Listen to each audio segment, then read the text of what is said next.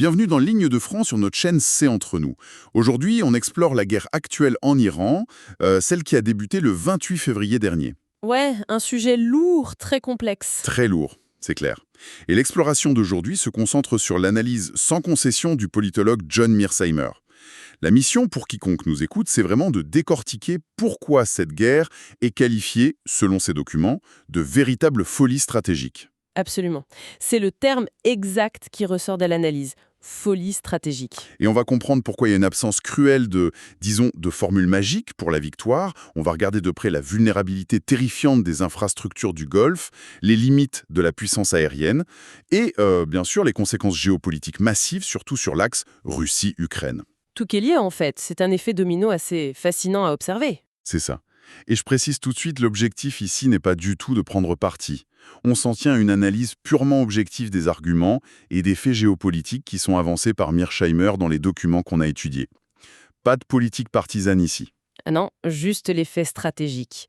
Et pour comprendre l'impasse actuelle, il faut d'abord regarder la réalité militaire sur le terrain. L'analyse pointe du doigt une asymétrie effrayante des conditions de victoire. Asymétrie, c'est le mot.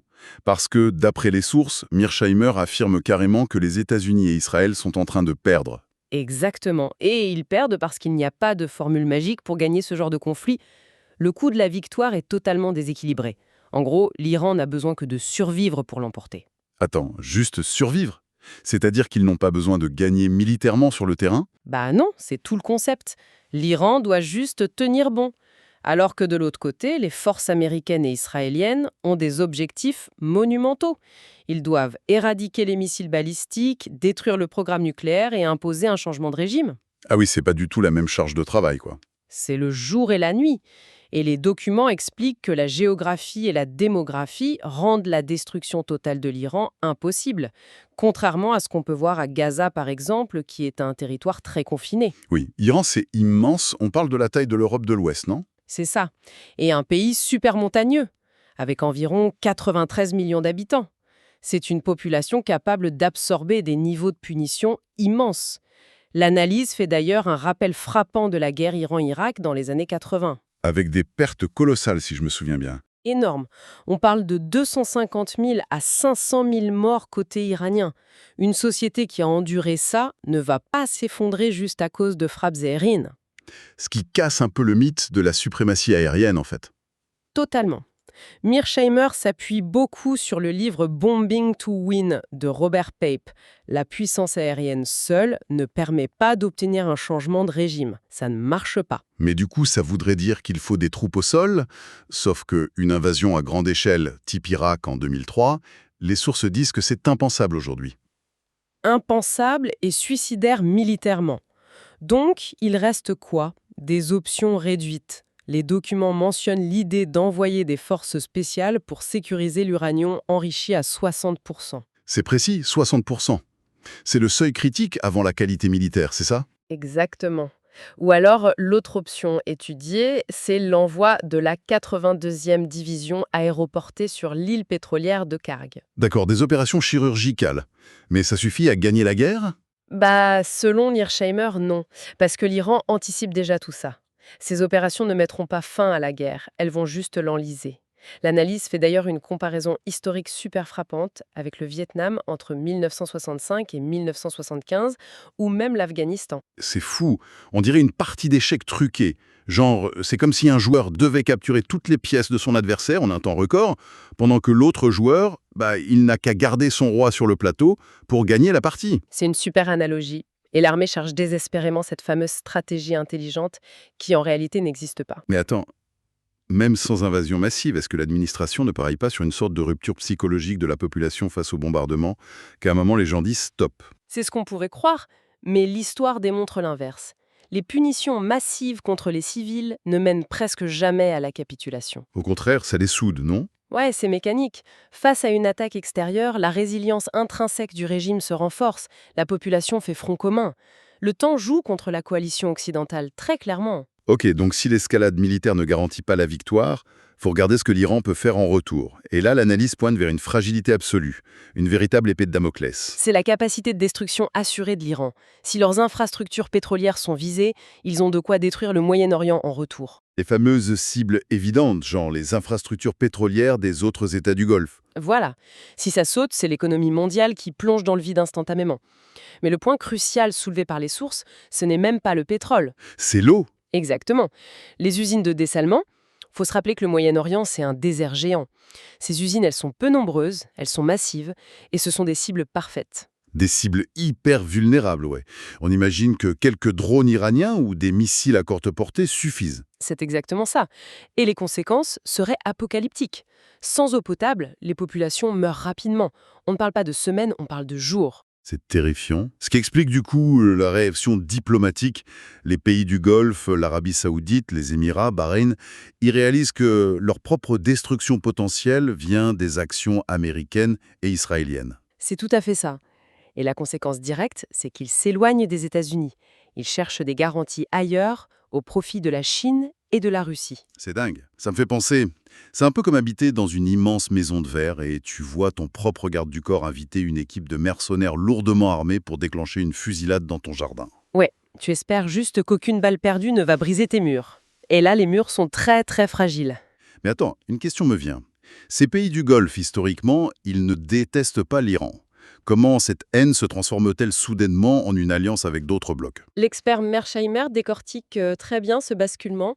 En fait, la peur de l'Iran est toujours là, hein, mais la menace immédiate de destruction totale par association avec l'Occident, elle, est devenue plus forte. Ah, l'ennemi de mon ennemi, mais version survie immédiate. Voilà, et c'est là toute l'ironie stratégique. La pression militaire américaine crée exactement le bloc anti-occidental qu'elle cherchait à éviter.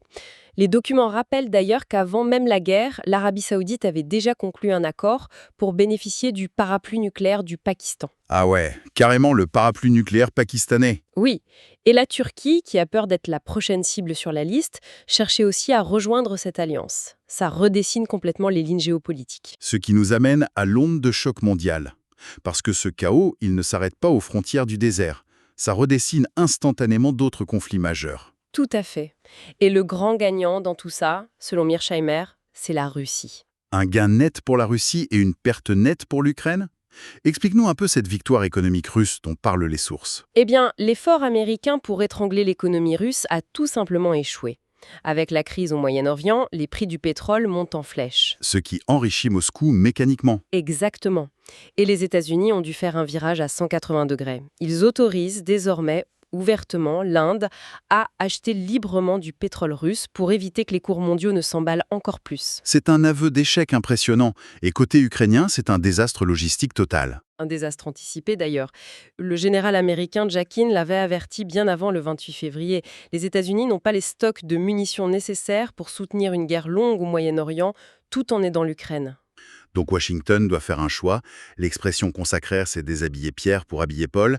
C'est comme un jongleur, tu vois, qui a déjà 3 balles en l'air, l'Ukraine, l'Asie, l'économie interne, et on lui lance soudainement une tronçonneuse en feu. Forcément, les balles tombent par terre. L'image de la tronçonneuse en feu est très juste. Concrètement, les sources expliquent que des systèmes de missiles Patriot et des batteries TAEAD sont retirés d'Asie de l'Est. Le système TEAD, c'est le bouclier antimissile à très haute altitude, c'est ça, hein? C'est ça, un système hyper sophistiqué et rare, ils le retirent pour l'envoyer au Moyen-Orient. Ce qui provoque d'ailleurs la colère noire de la Corée du Sud, qui se retrouve à découvert. Et pour l'Ukraine? La filière d'armement vers l'Ukraine se retrouve complètement asséchée. Il n'y a plus assez de matériel. Mais je me pose une question. On remarque un vrai silence médiatique. La guerre en Ukraine, tout comme la situation à Gaza et en Cisjordanie, ça a virtuellement disparu des radars.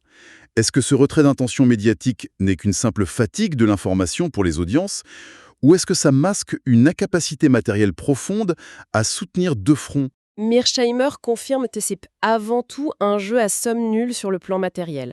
La bande passante américaine est saturée, la Russie profite de cette diversion massive pour se renforcer économiquement et militairement sur le champ de bataille, pendant que l'Ukraine encaisse le contre-coup des choix faits pour le Moyen-Orient. Et ce désastre sur la scène internationale, il finit inexorablement par se heurter au mur de la politique intérieure américaine. L'opinion publique commence à s'en mêler. Oui, et les chiffres cités dans les documents sont cruels. La guerre a été initiée avec seulement 20% de soutien public aux États-Unis. 20%, c'est incroyablement bas pour un début de conflit. C'est très bas. C'est monté brièvement à 40%, ce qu'on appelle l'effet de ralliement autour du drapeau, mais maintenant c'est en chute libre. Mearsheimer fait le parallèle avec le fiasco de l'invasion de l'Irak en 2003. Pourtant, en 2003, l'administration Bush avait un soutien massif au début, non? Absolument. Ils avaient commencé avec 71 à 75% de soutien. Là, ils n'ont aucun matelas de popularité. Et le pire, c'est que l'administration actuelle est jugée extrêmement inexpérimentée dans les documents. Ouais, on parle de portefeuilles colossaux, l'Iran, la Palestine, l'Ukraine, gérés par des gens qui sont considérés comme novices en politique étrangère. Les sources mentionnent des noms précis, genre Jared Kushner, Steve Wyoff, Pete Hegseth, ou des profils très orientés comme le sénateur Rubio. C'est une équipe qui, selon l'analyse, agit de manière très unilatérale sous l'égide de Trump. Ils détruisent les institutions internationales, une dynamique qui est d'ailleurs, et c'est surprenant, étrangement apaisée par les alliés européens. Ah bon? L'Europe laisse faire. Dans une large mesure, oui, à l'exception notable de l'Espagne qui s'y oppose. Mais globalement, c'est une administration qui fonctionne en vase clos. Mearsheimer note qu'il y a une seule personne capable de voir l'impasse stratégique, c'est J.D. Vance. J.D. Vance voit le problème, mais il ne fait rien. Exactement. Il est paralysé par ses propres ambitions présidentielles. Il ne veut pas froisser la ligne du parti. C'est un peu le syndrome des habits neufs de l'empereur, quoi.